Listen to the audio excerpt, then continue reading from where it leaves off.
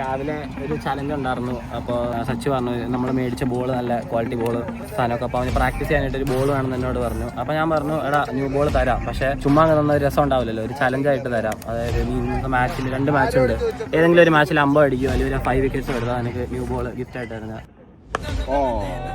ഒരു loose ball ബൗണ്ടറിയിലേക്ക് പായോ, first boundary കിട്ടുമോ? Shot, അതും ഷോട്ട്, അതൊരു കിടിലൻ ഷോട്ട്. ചാൻസ് ആണ് ആ ഷോട്ട്. ഒരു 1-handed into the gallery.